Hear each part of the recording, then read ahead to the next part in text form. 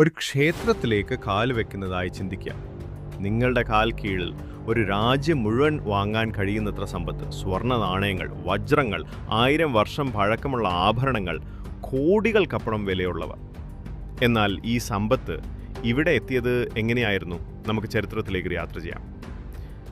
നൂറ്റാണ്ടുകൾ മുമ്പ് കേരളത്തിലെ തിരുവിതാംകൂർ രാജ്യം ലോകത്തിലെ ഏറ്റവും പ്രധാനപ്പെട്ട സുഗന്ധവ്യഞ്ജന വ്യാപാര കേന്ദ്രമായിരുന്നു.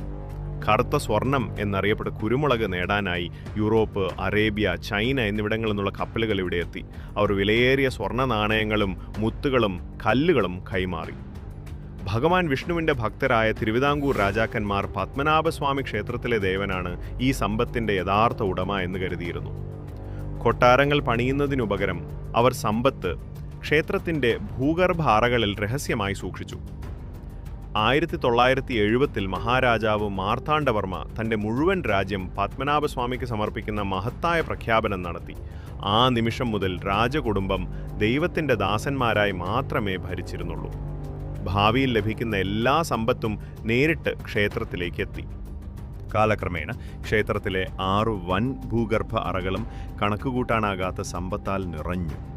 സ്വർണ്ണവിഗ്രഹങ്ങൾ, രത്നങ്ങളാൽ അലങ്കരിച്ച സിംഹാസനങ്ങൾ, വിദേശ നാണയങ്ങളുടെ പെട്ടികൾ എല്ലാം ഇരുട്ടിൽ മറഞ്ഞിരുന്നു. എന്നാൽ ഇവയെ തുറക്കാൻ പരിശുദ്ധ ആചാരങ്ങൾ പാലിക്കാതെ ശ്രമിക്കുന്നത് ദുരന്തമുണ്ടാക്കുമെന്ന വിശ്വാസം നിലനിന്നിരുന്നു. ഇപ്പോൾ പത്മനാഭസ്വാമി ക്ഷേത്രത്തിൽ കണ്ടെത്തിയ സമ്പത്തിന് 1.5 ലക്ഷം കോടി രൂപയ്ക്കുമേൽ വില കണക്കാക്കപ്പെടുന്നു. ഇതിനെ ലോകത്തിലെ ഏറ്റവും സമ്പന്നമായ ക്ഷേത്രമായി മാറ്റി. പക്ഷേ യഥാർത്ഥ മൂല്യം സ്വർണത്തിലോ വജ്രത്തിലോ മാത്രമല്ല, അതിനെ സംരക്ഷിച്ച ഭക്തിയിലും കാലത്തെ തോൽപ്പിച്ച രഹസ്യത്തിലുമാണ്.